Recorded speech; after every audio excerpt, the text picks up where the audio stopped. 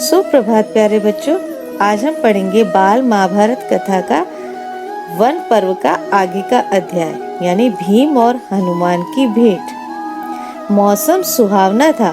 द्रौपदी आश्रम के बाहर खड़ी थी। तभी हवा में एक सुंदर सा फूल उड़ता हुआ उसके पास आ गिरा। द्रौपदी ने उस फूल को उठाया और भीम के पास जाकर बोली, क्या तुम ऐसे ही कुछ फूल ला सकोगे? यह कहती हुई वह हाथ में फूल लिए युधिष्ठिर के पास चली गई। द्रौपदी की इच्छा को पूरा करने के लिए भीम उस फूल को खोजने के लिए निकल पड़े। चलते चलते वह पहाड़ की उस घाटी पर जा पहुंचे जहां केले के पेड़ों का एक विशाल बगीचा लगा हुआ था। बगीचे के बीच में एक बंदर जो था, बड़ा सा बंदर, वो रास्ता रोककर लेटा हुआ था। भीम की तरफ देखकर उस बंदर ने कहा, मैं कुछ अस्वस्थ हूँ इसलिए लेटा हुआ हूँ। मेरी अभी आँख नहीं लगी थी कि तुमने आकर नींद खराब कर दी। तुमने मुझे क्यों जगाया? एक बंदर को मनुष्य की तरह उपदेश देता देखकर भीम को बहुत क्रोध आया। उसने उस बंदर से कहा, जानते हो मैं कौन हूँ? मुझे मत रोको, मेरे रास्ते से हट जाओ और मुझे आगे जाने दो। मैं कुरुवंश का वीर कुंती का पुत्र भीम हूँ। बंदर बोला, देखो भाई, मैं बूढ़ा हूँ, मुश्किल से उठ बैठ सकता हूँ। यदि तुम्हें आगे बढ़ना ही है तो मुझे लांघ कर चले जाओ। भीम ने कहा, किसी जानवर को लांघना उचित नहीं है, इसलिए मैं रुक गया, नहीं तो मैं कभी का तुम्हें एक ही छलांग में लांघ कर चला गया होता। बंदर ने कहा, भाई मुझे जरा ये तो बताना कि वह हनुमान कौन था जिसने समुद्र को लांघा था? भीम थोड़ा कड़क कर बोला, क्या कहा? तुम महावीर हनुमान को नहीं जानते? उठकर रास्ता दे दो, बेकार में मौत को न्योता मत दो। तब बंदर ने बड़े करुण स्वर में कहा कि हे वीर, तुम शांत हो जाओ, इतना गुस्सा मत करो। यदि मुझे लांघना तुम्हें उचित नहीं लगता है तो मेरी इस पूंछ को हटाकर एक तरफ कर दो और चले जाओ। भीम ने बंदर की पूंछ एक हाथ से पकड़ ली, किंतु उसे आश्चर्य हुआ कि वह उससे जरा भी नहीं हिली। उसे बड़ी हैरानी होने लगी कि आखिर बात क्या है। उसने दोनों हाथों से पूंछ पकड़कर बहुत जोर लगाया, किंतु पूंछ वैसी की वैसी ही पड़ी रही। भीम बहुत लज्जित हुआ, उसका अभिमान चूर हो गया।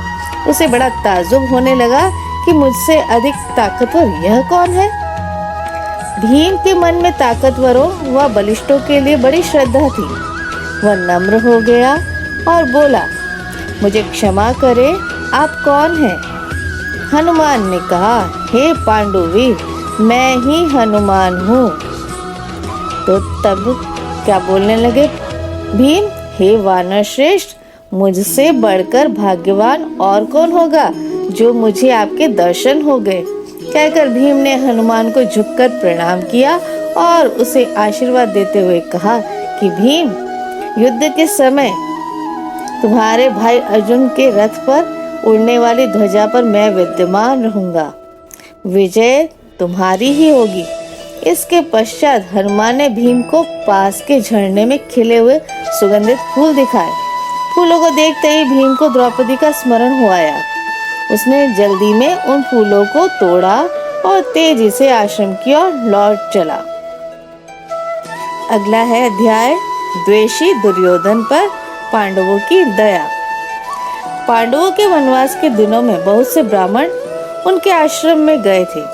वहां से लौटकर वे हस्तिनापुर पहुंचे और उन्होंने धृतराष्ट्र को पांडवों के हालचाल सुनाए। धृतराष्ट्र ने जब यह सुना कि पांडव वन में बड़ी तकलीफें उठा रहे हैं तो उनको चिंता होने लगी। लेकिन दुर्योधन और शकुनी कुछ और ही सोचते रहते थे। कर्ण और शकुनी दुर्योधन की चापलूसी करते रहते थे।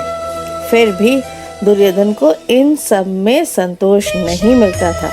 वह कर्ण से कहता, कर्ण, मैं तो चाहता हूँ कि पांडवों को मुसीबत में पड़े हुए अपनी आंखों से देखूं। इसलिए तुम और शकुनी मामा दोनों मिलकर कोई ऐसा उपाय करो कि वन में जाकर पांडवों को देखने की पिताजी से अनुमति मिल जाए। कर्ण ने कहा, द्वैत वन में कुछ बस्तियां हमारे अधीन है। हर वर्ष उन बस्तियों में जाकर चौपायों की गणना करना राजकुमारों को ही काम होता है। यह प्रथा बहुत समय से चली आ रही है, इसलिए उस बहाने हम महाराज धृतराष्ट्र की अनुमति सरलता से प्राप्त कर सकते हैं। कर्ण अपनी बात अभी पूरी तरह से कह भी नहीं पाया था कि दुर्योधन और शकुनी खुशी के मारे उछलने लगे। राजकुमारों ने भी धृतराष्ट्र से आग्रह पूर्वक प्रार्थना की कि वह इसकी अनुमति दे दे, परंतु वे नहीं माने। आखिर दुर्योधन ने धृतराष्ट्र को विश्वास दिलाते हुए कहा कि जहाँ पांडव होंगे वहाँ वे सब नहीं जाएंगे और बहुत सावधानी बरतेंगे। विवश होकर धृतराष्ट्र ने उन्हें द्वैत वन में जाने की अनुमति दे दी। कौरव एक बड़ी सेना को साथ लेकर द्वैत वन के लिए रवाना हो गए। दुर्योधन और कर्ण बहुत ही प्रसन्न हो रहे थे। वहां पहुंचने पर उन्होंने अपने डेरे ऐसे स्थान पर लगाए जहां से पांडवों का आश्रम 4 कोस की दूरी पर ही था। गंधर्वराज चित्रसेन भी अपने परिवार के साथ उसी जलाशय के किनारे पर डेरा डाले हुए थे। दुर्योधन के सेवक जलाशय के पास गए और उसके किनारे पर अपना तंबू गाड़ने लगे। इस पर गंधर्वराज के नौकर उन पर बहुत बिगड़े और उनकी अच्छी तरह खबर ली। वे कुछ न कर पाए और वहां से भाग खड़े हुए। जब दुर्योधन को इस बात का पता चला तो वह बहुत क्रोधित हो उठा और अपनी सेना लेकर जलाशय की ओर गया। वहां पहुंचते ही गंधर्वों और कौरवों की सेनाएं आपस में भिड़ गई। घोर संग्राम छिड़ गया। यहाँ तक कि कर्ण जैसे महारथियों के भी रथ और अस्त्र टुकड़े टुकड़े हो गए। वे उल्टे पांव भाग खड़े हुए। दुर्योधन अकेला ही लड़ाई के मैदान में अंत तक टिका रहा। गंधर्वराज ने उसे पकड़ लिया, उसे रस्सी से बांधकर अपने रथ पर बैठा लिया और शंख बजाकर विजय घोष किया। जब युधिष्ठिर ने सुना कि दुर्योधन और उसके साथी गंधर्वसेन से अपमानित हुए हैं तो उसने गंभीर स्वर में भीम से कहा, भाई भीमसेन, ये हमारे ही कुटुंब के हैं। तुम अभी जाओ और किसी तरह अपने बंधुओं को गंधर्वों से छुड़ाकर लाओ। युधिष्ठिर के कहने पर भीम और अर्जुन ने कौरवों की बिखरी हुई सेना को एकत्रित किया और गंधर्वों पर हमला कर दिया। अंततः गंधर्वराज चित्रसेन ने कौरवों को बंधन मुक्त कर दिया। इस पर कौरव अपमानित होकर हस्तिनापुर लौट आए। पांडवों के वनवास के समय दुर्योधन की इच्छा थी कि वह रासु यज्ञ करवाए, परंतु ब्राह्मणों ने कहा कि धृतराष्ट्र और युधिष्ठिर के रहते हुए उसे रासुई यज्ञ करने का अधिकार नहीं है। तब ब्राह्मणों की बात मानकर दुर्योधन ने वैष्णव नामक यज्ञ करके ही संतोष कर लिया। इसी समय की बात है कि महर्षि दुर्वासा अपने 10,000 शिष्यों को साथ लेकर दुर्योधन के राजभवन में पधारे। दुर्योधन के आदर सत्कार से प्रसन्न होकर उन्होंने उससे कहा, वत्स, मैं तुम्हारे आदर सत्कार से बहुत प्रसन्न हूँ, इसलिए कोई वर जो तुम चाहते हो मांग लो। दुर्योधन ने कहा, मुनिवर, मेरी आपसे यही प्रार्थना है कि जैसे आपने अपने शिष्यों सहित अतिथि बनकर मुझे अनुग्रहित किया है, वैसे ही वन में मेरे भाई पांडवों के यहाँ जाकर उनका भी आदर सत्कार स्वीकार करें और एक छोटी सी बात और मेरे लिए करने की कृपा करें कि आप युधिष्ठिर के आश्रम में अपने शिष्यों सहित उस समय जाएं जब द्रौपदी पांडवों एवं उनके परिवारों को भोजन करा चुकी हो और सभी लोग आराम से विश्राम कर रहे हों। महर्षि ने दुर्योधन की प्रार्थना को तुरंत स्वीकार कर लिया। वे अपने शिष्यों के साथ युधिष्ठिर के आश्रम में जा पहुंचे। 5 पांडवों ने महर्षि की बहुत आवभगत की। कुछ देर बाद महर्षि ने कहा, अच्छा, हम सब अभी स्नान करके आते हैं, तब तक भोजन तैयार करके रखना। कहकर वे शिष्यों सहित स्नान करने चले गए। वनवास के प्रारंभ में युधिष्ठिर से प्रसन्न होकर सूर्यदेव ने उन्हें एक अक्षय पात्र दिया था और कहा था कि 12 वर्ष तक इसके द्वारा ही मैं तुम्हें भोजन दिया करूंगा। इस पात्र की यह विशेषता है कि द्रौपदी हर रोज चाहे जितने लोगों को इसमें से भोजन खिला सकेगी, लेकिन सबके भोजन कर लेने पर जब द्रौपदी स्वयं भी भोजन कर लेगी, तब इस पात्र की यह शक्ति अगले दिन तक के लिए विलुप्त हो जाएगी। जिस दिन महर्षि दुर्वासा उनके आश्रम में आए, उस समय द्रौपदी सभी को खिला पिलाकर स्वयं भी भोजन कर चुकी थी।